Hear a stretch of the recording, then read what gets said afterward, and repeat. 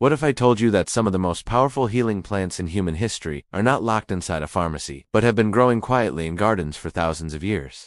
Not rare rainforest secrets, not lab-engineered compounds. Plants mentioned in the Bible. Plants your grandparents may have grown, plants that modern science is now studying seriously after centuries of being dismissed as folk remedies. Before we go any further, tell me in the comments, where are you watching from, and what's the #1 plant you wish you could grow for your family's health? Because today, I'm going to walk you through 20 biblical plants, not as hype, not as miracle cures, but as real, practical, growable plants that can support your health, strengthen your food security, and make your garden work for you. Even if you're over 50, even if your back isn't what it used to be. And stick with me, because near the end, I'll show you the plant mentioned over 500 times in scripture. The one cardiologists now study for heart protection, and I'll explain how you can grow a version of it in your own backyard, even in a small space. Let's begin. We live in a time when supply chains break, when grocery prices rise overnight, when medications are expensive and sometimes hard to get. And for many people over 40 or 50, there's another reality. Energy is limited, knees ache. The idea of planting a massive annual vegetable garden every spring feels exhausting, but here's something our ancestors understood, especially in biblical times. Food and medicine were not separate. The same plants that fed you supported your health. There were no pharmacies on every corner, no antibiotics until the 20th century.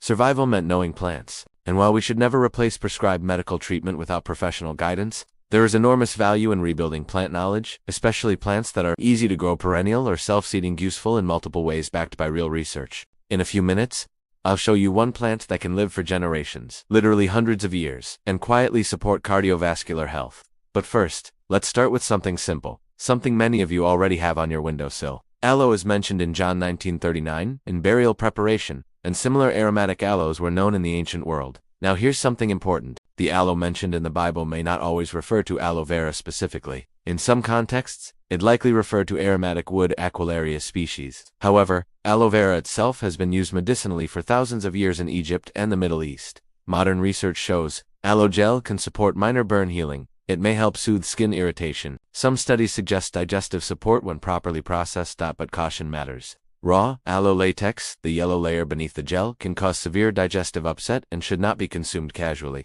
Internal use should only be done with proper products and medical advice. Now here's why aloe belongs in a survival garden. It thrives in pots. It tolerates neglect. It survives drought. It multiplies on its own. For seniors or lazy gardeners, aloe is ideal. Put it in well-draining soil, bright light, water sparingly, and it basically raises itself.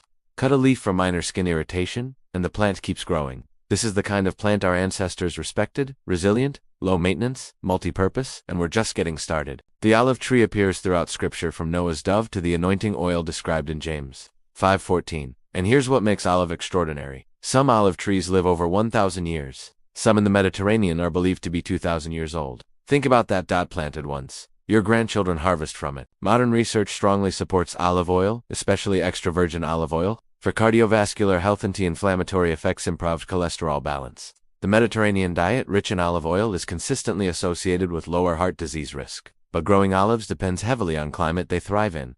Hot, dry, summers, mild winters. Zones 8 to 10 typically. If you live in colder climates, you may not grow olives easily. That's reality, no hype. But if you can, you are planting a generational asset. Minimal watering once established. Deep roots. Little annual labor. For aging gardeners, this is the model. Perennials, long-lived trees. Low yearly effort. Plant for the future version of yourself. In 2 Kings 22:7, a fig poultice is applied to King Hezekiah. Now, does that mean figs cure serious illness? No, there is no reliable evidence that figs alone can treat severe disease.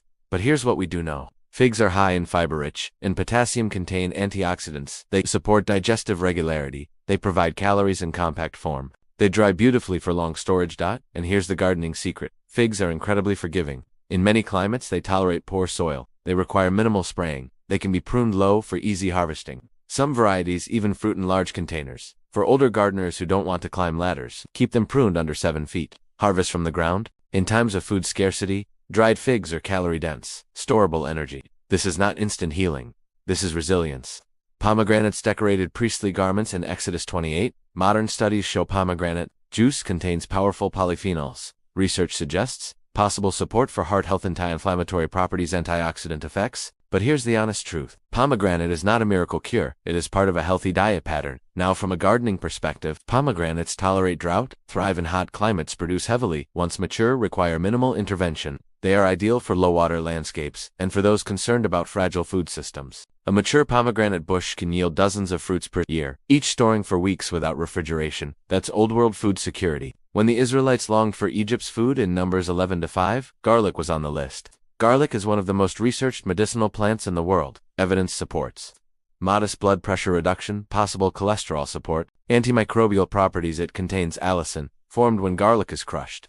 But garlic is not a substitute for prescribed heart medication. Now, from a gardening standpoint, garlic may be the easiest crop you'll ever grow. Plant cloves in fall, harvest next summer. Minimal weeding, stores for months. Even seniors with raised beds can manage garlic easily. And in a survival context, garlic stores without refrigeration, repels some pests, has culinary and medicinal value. This is layered resilience. Jesus mentioned mint in Matthew 23:23. Mint today is known to soothe digestion, support relief of mild nausea, provide menthol. For sinus comfort, mint grows aggressively, sometimes too aggressively. Plant it in containers. Let it spread, where you don't mind control. Coriander, cilantro seeds, has been studied for digestive support. Potential mild blood sugar effects. Cumin has research suggesting digestive support, possible metabolic benefits. Are these miracle drugs? No, but they are daily helpers, and daily helpers matter, especially when your garden becomes your pantry and medicine cabinet combined. If this is helping you rethink your garden strategy, tap like so more people can rediscover these plants, because the next ones get even more interesting. These were precious in biblical times.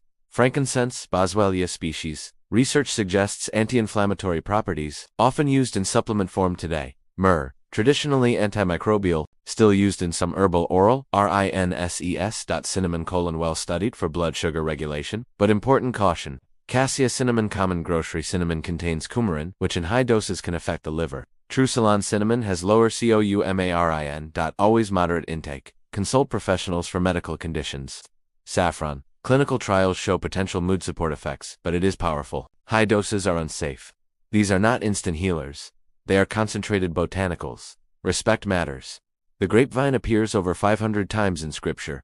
Jesus called himself the true vine. Modern research shows grapes contain resveratrol flavonoids, linked to cardiovascular health. Moderate red wine consumption has been associated with heart benefits. But caution, alcohol is not required for health. Excess alcohol increases cancer risk and other diseases. You can get beneficial compounds from grapes themselves.